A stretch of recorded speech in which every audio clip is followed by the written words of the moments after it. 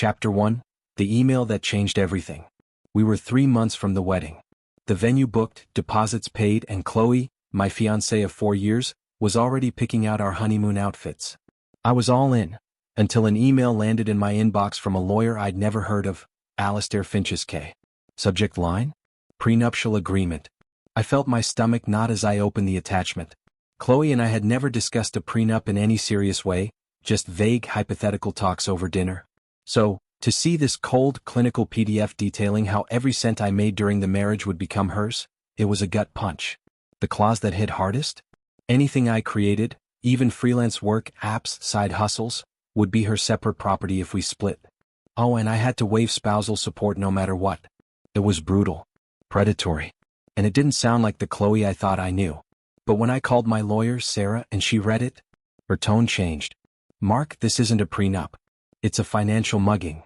I knew then, this wasn't just about protecting her. This was about controlling me. Still, I didn't react emotionally. I stayed calm. Because something told me the storm hadn't even started yet. Chapter 2. The text that ended it all. After Sarah replied to Chloe's lawyer rejecting the prenup, I waited. No word from Chloe. Until Thursday. Not a call. Not a conversation. Just a text. My lawyer told me you refused to sign. He knew you weren't serious about us. The wedding's off. 4 years. 2 years of living together. Thousands in deposits. Gone, with a few cold sentences. I stared at the screen. I didn't even feel heartbreak at first. I felt confirmation. The prenup was bad, but this was worse. She didn't even try to talk. I sent one word back. Interesting. Then I picked up the phone. Sarah, I said. She just ended the wedding over a text, because I wouldn't sign that trap. I want my money back. Sarah didn't flinch. We'll draft a formal demand. Venue, catering, band, photographer. Total? $28,000, I said.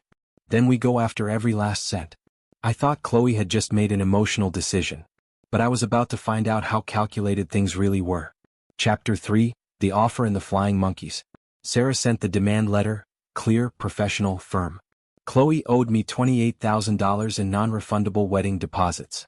We gave them 20 business days. A week passed. No response. Then her lawyer called. He sounded annoyed more than anything. Mr. Knight's demand is opportunistic, he said. Chloe's cancellation was an emotional reaction. We'll offer $5,000 to settle. Sarah replied with a flat, no. That's when the campaign began. Chloe's sister Danielle emailed me, dripping with self-righteous fury. Chloe is devastated. You refused to sign a standard prenup and now you're bullying her for money. Then Chloe herself broke protocol and texted me directly. This is insane. You're threatening to sue me after refusing to commit. I didn't reply. I forwarded everything to Sarah.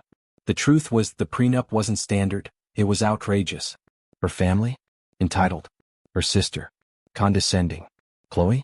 Manipulative. Then Finch came back with a new number, $10,000. Still without admitting fault. Sarah countered. Full amount. Or we go to court. They thought I'd back down. But they were just starting to realize I wasn't bluffing. Chapter 4. The Garden Showdown. 2 weeks later, while I was trimming hedges in my front yard, I heard a familiar voice. Mark, we need to talk. Chloe stood at the edge of my driveway, dressed like she hadn't slept. No lawyers this time, just her.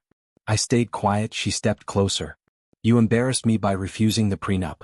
It was meant to protect our future. I didn't stop weeding. No, Chloe. It was designed to protect you at the cost of me. She shifted tactics. My parents might help with some wedding costs if we can just move past this. As if she was offering a favor, after calling off the wedding via text. I paid for those deposits, I said. You canceled it over a one-sided document. This isn't emotional. It's business. She tried again. Alistair was just being thorough. You know I wanted to start that pet treat business. Ah yes, the wine-fueled Pinterest dream she expected me to bankroll, without protection. Her face twisted. So that's it? You're really going to sue me? I looked her dead in the eye. After that prenup? You're not the woman I thought you were. She stormed off, wounded pride and all. But the real blow was still coming. Chapter 5. The wall begins to crack. A few days after Chloe's dramatic visit, Finch raised the offer again, $18,000.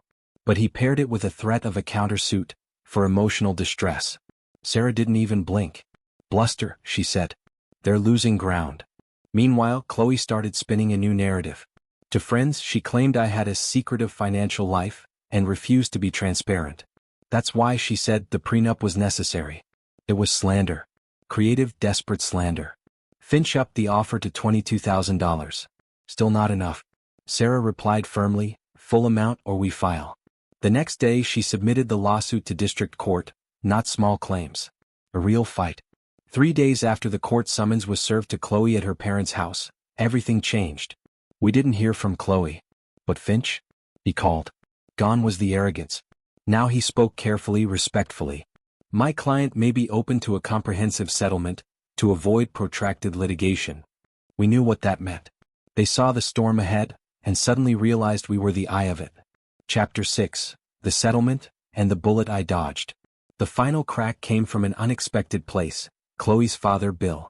Quiet, reserved, but when he read the court summons he stepped in. Word reached me through a cousin. Bill told Chloe and her mother this had gone far enough. Their family wasn't rich, and a public lawsuit would ruin their name. Suddenly Finch called again.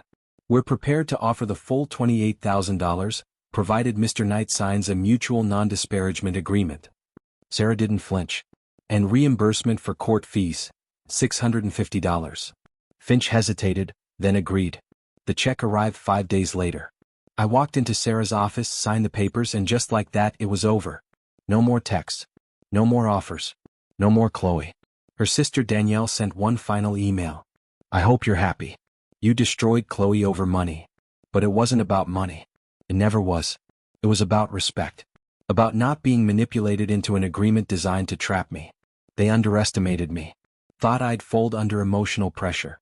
But I held the line. And when I signed that final settlement, it wasn't revenge I felt. It was freedom.